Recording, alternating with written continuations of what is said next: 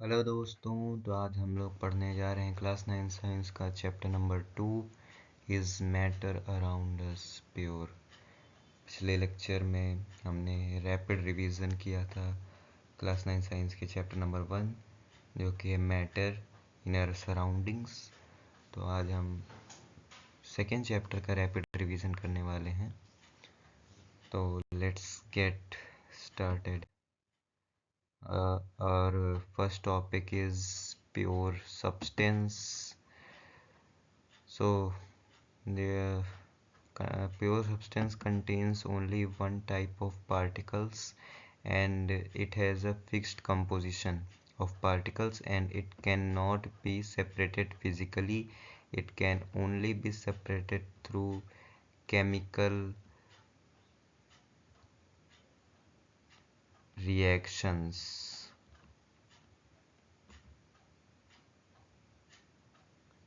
Chemical reactions. Examples are gold, oxygen and distilled water.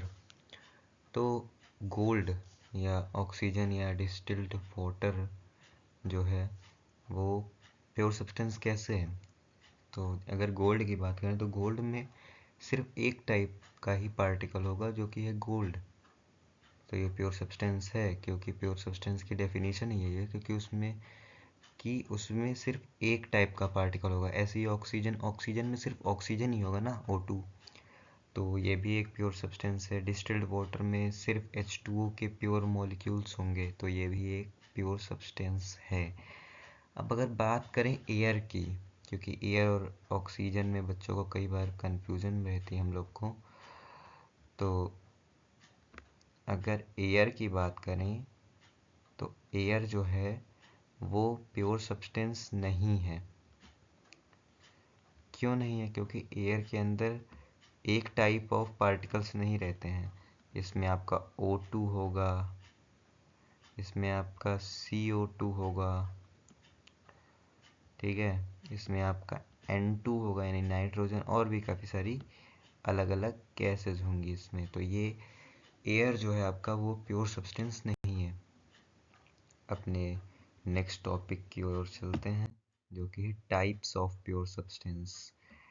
Pure substance के mainly दो types होते हैं, पहला एलिमेंट्स, दूसरा है कंपाउंड। एलिमेंट जो होता है वो एक टाइप ऑफ एटम से ही बनता है और जो कंपाउंड्स होते हैं वो केमिकल कॉम्बिनेशन ऑफ एलिमेंट से बनते हैं। यानी कि जो कंपाउंड्स जो हैं वो एलिमेंट से मिलके बनते हैं और जो एलिमेंट्स हैं हमारे, इनको हम लोग केमिकली ब्रोक नहीं कर सकते। एग्जाम्पल्स हैं इसके iron, copper and hydrogen. Compounds की बात करें तो इनका जो होगा फिक्स्ड रेशियो और फॉर्मूला होगा। एग्जाम्पल्स हैं H2O, CO2 and NaCl। Next topic हमारा मिक्सचर्स। मिक्सचर्स होते हैं, मैंने आपको लास्ट क्लास में भी बताया था, physical combination of substances. Components जो होते हैं वो अपनी प्रॉपर्टीज़ को रिटेन करते हैं, यानी कि अपनी प्रॉपर्टीज़ के साथ ही एग्जिस्ट करते हैं और इन्हें फिजिकली सेपरेट कर सकते हैं। एग्जांपल्स इसके एयर और सॉल्ट सॉल्यूशन है। नेक्स्ट टॉपिक हमारा आता है टाइप्स ऑफ मिक्सचर्स। ये मैंने आपको लास्ट क्लास में बताया था। मिक्सचर्स के दो टाइप होते हैं, पहला होमोजीनियस, दूसरा है हेट्रोजीनियस। होमोजीनियस में हमेशा सेम कंपोजिशन होगी, होमोजीनियस में हमेशा सेम कंपोजिशन होगी और हेट्रोजीनियस में कंपोजिशन सेम नहीं होती, मतलब इसमें होती है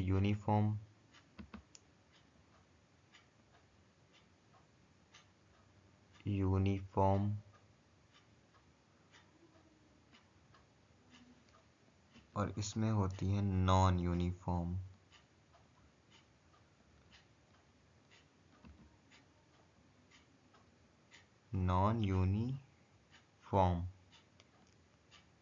यानी कि इसमें जो सोल्यूट सॉल्वेंट वगैरह हैं वो यूनिफॉर्मली डिस्ट्रीब्यूटेड होते हैं और इसमें यूनिफॉर्मली डिस्ट्रीब्यूटेड नहीं होते हैं, इसमें जो कंपोनेंट्स होते हैं वो विजिबल नहीं होते। अब शुगर सॉल्यूशन है जैसे, तो शुगर सॉल्यूशन में आपको शुगर विजिबल नहीं होगा क्योंकि वो पूरी तरह से डिसॉल्व हो जाता है।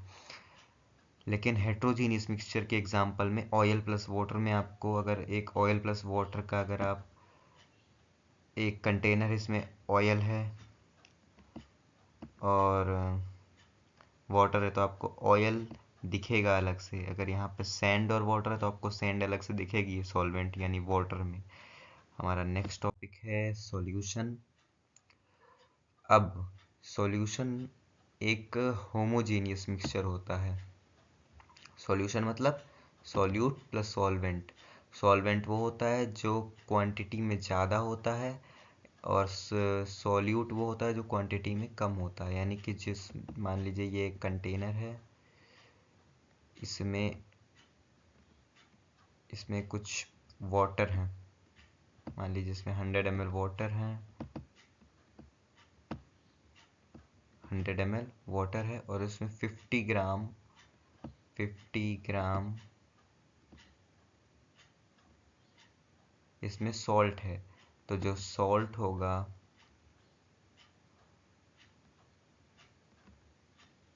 वो होगा आपका सॉल्यूट, और सॉल्वेंट जो होगा वो आपका होगा वाटर।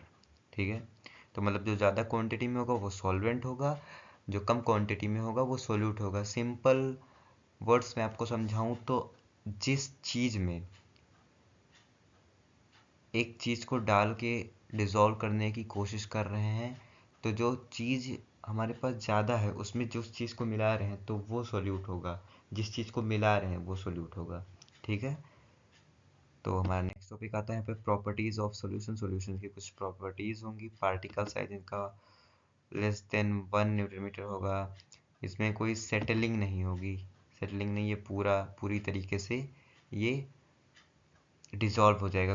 कोई भी जो पार्टिकल्स है वो नीचे सेटल डाउन नहीं होंगे। नो सेटल डाउन ऑफ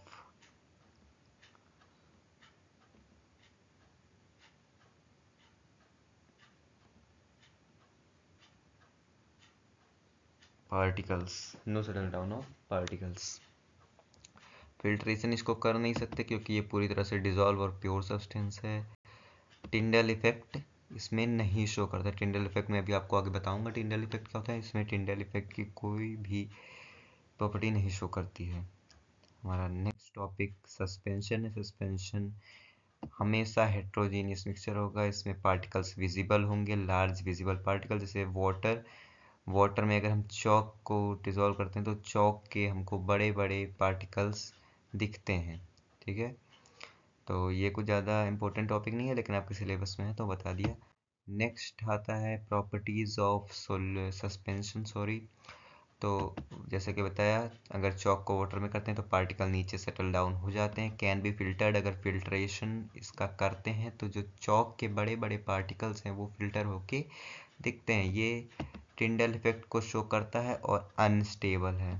ठीक है, पार्टिकल्स जो हैं, इसके एक बार दोबारा बता देता हूँ, थोड़ा ये कॉम्प्लेक्स है कुछ बच्चों के लिए, सबके लिए नहीं। जैसे अगर ये वाटर है, वाटर ये कर दिया, तो चॉक के जो पार्टिकल्स हैं ये सेटल डाउन हो जाते हैं नीचे, बड़े बड़े पार्टिकल्स। ठीक है,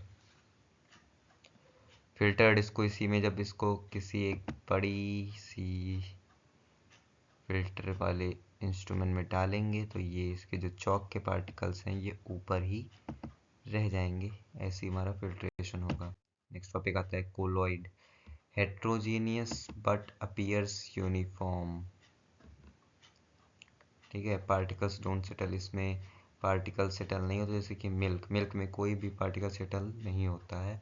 ऐसे ही सेम एग्जांपल आपका फॉग है, फॉग भी सेटल डाउन नहीं होता है। ठीक है, नेक्स्ट टॉपिक हमारा है प्रॉपर्टीज ऑफ कोलाइड। ये हमेशा स्टेबल होंगे। ये टिंडल इफेक्ट को शो करते हैं और इसके जो पार्टिकल्स है ये इनविजिबल होते हैं। जैसे मिल्क का एग्जांपल दिया, मिल्क के पार्टिकल्स आपको इनविजिबल होंगे, फॉग के भी पार्टिकल्स इनविजिबल होंगे। बहुत सारे बच्चों को टिंडल इफेक्ट में कंफ्यूजन है, टिंडल इफेक्ट में आपको अभी आगे बताऊंगा। ये लीजिए आपका टिंडल इफेक्ट आ गया, scattering of light by particles. ठीक है, स्कैटरिंग मतलब होता है, अब जैसे लाइट, एक बीम ऑफ लाइट ऐसे आ रही है, लाइट ऐसे आ रही है टॉर्च से या फिर सनलाइट है मान लो, ये यहाँ पे इसके सामने कुछ पार्टिकल्स आ गए, डस्ट के पार्टिकल्स, ऐसे कुछ पार्टिकल्स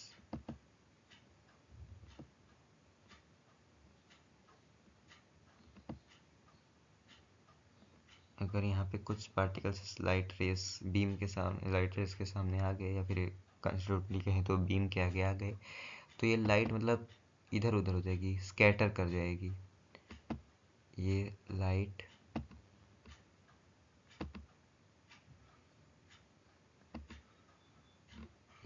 कुछ इस तरह से स्कैटर हो जाएगी, इसी को हम लोग टिंडल इफेक्ट कहते हैं। अब जैसे आपने देखा होगा एक कमरा है, अंधेरा है, उसमें थोड़ा रूम डस्टी है और उसमें अंधेरा है, अगर वहाँ पे किसी छोटी विंडो से, छोटे होल से अगर सनलाइट आ रही है तो आपको सनलाइट में से कुछ पार्टिकल्स दिखेंगे, वही पार्टिकल्स टिंडल इफेक्ट को करवाते हैं, यानी कि लाइट्स को स्कैटर करते हैं। ठीक है, नेक्स्ट आता है सेपरेशन ऑफ मिक्सचर्स, बेसिक। अब यहाँ पर कुछ मेथड्स की बात हुई है, कुछ मेथड्स हैं यहाँ पे जिससे हम लोग इस मिक्सचर्स को सेपरेट कर सकते हैं। पहला हैंड पिकिंग, हाथ से, विनोइंग, सीविंग, मैग्नेटिक मतलब मैग्नेट से उसको अलग कर देना। ठीक है, कुछ एडवांस मेथड्स हैं, इवेपोरेशन, इवेपोरेट करके, फिल्टर करके, डिस्टिलेशन एंड क्रिस्टलाइजेशन, ये कुछ एडवांस मेथड्स हैं। डिस्टिलेशन क्या होता है? Separates liquid with different boiling points. ठीक है, ये आपका separate liquids with different boiling points. अगर आप एल्कोहल, मान लीजिए आपके पास एक सॉल्यूशन है, यहाँ पे सॉल्यूशन है, ये एक कंटेनर है, इसमें मान लीजिए 50 ml एल्कोहल है। ठीक है, और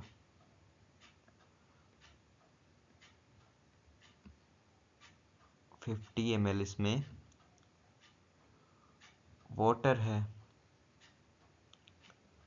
ठीक है, अब ये दोनों मिल के एक सॉल्यूशन बनाते हैं।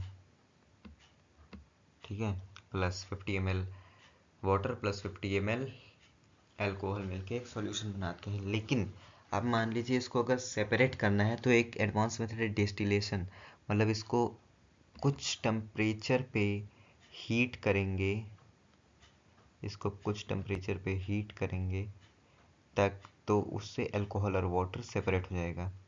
ठीक है, नेक्स्ट टॉपिक है fractional distillation.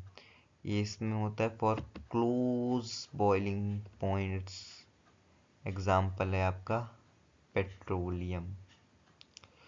Close boiling points का मतलब उसका बॉइलिंग पॉइंट्स मेनली सेम ही रहता है, डिफरेंट उसे बार बार अलग अलग, जैसे हमने अभी पढ़ा था डिस्टिलेशन में कि उसके अलग अलग टेम्परेचर पे हीट करना पड़ता है, इसमें अलग अलग फ्रैक्शनल डिस्टिलेशन में अलग अलग टेम्परेचर्स पे हीट नहीं करना पड़ता है। एग्जाम्पल है आपका पेट्रोलियम।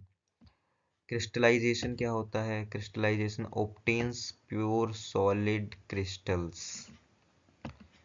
ठीक है, अब वाटर में से वही प्योर, अगर आप सॉलिड शुगर डालते हैं तो उसको आप निकाल लेंगे, वही क्रिस्टलाइजेशन हो गया। ठीक है, नेक्स्ट टॉपिक चेंजेस। कुछ चेंजेस की बात किया मैंने आपको लास्ट क्लास में बताया था, फिजिकल चेंजेस में नो न्यू सब्सटेंस फॉर्म्ड, कोई भी सब्सटेंस नया नहीं फॉर्म होता है। मेल्टिंग आइस यानी वाटर का फॉर्म चेंज होता है, बॉइलिंग वाटर इसमें वाटर का फॉर्म चेंज होता है, कोई भी नया सब्सटेंस फॉर्म नहीं होता है। दूसरा है केमिकल चेंज, इसमें नया सब्सटेंस फॉर्म होता है, जैसे रस्टिंग और बर्निंग। रस्टिंग में आयरन के ऊपर एक नया सब्सटेंस आ जाता है जिसको रस्ट बोलते हैं, जंग बोलते हैं।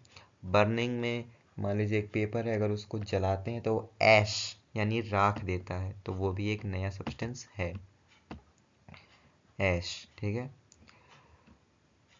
तो आई थिंक ये आपके चैप्टर का एंड है। थैंक यू दोस्तों, बहुत बहुत थैंक यू।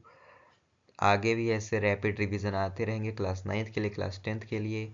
अगर आपको इस चैप्टर के मोस्ट इम्पॉर्टेंट क्वेश्चंस चाहिए तो प्लीज़ कमेंट डाउन, क्योंकि मेरे पास बहुत सारे पब्लिकेशंस की sample papers, previous year question है क्लास 9th और 10 दोनों के, तो आपको फालतू पैसा खर्च करने की ज़रूरत नहीं है। आप कमेंट करें, मैं आपको उसे प्रोवाइड करा दूंगा।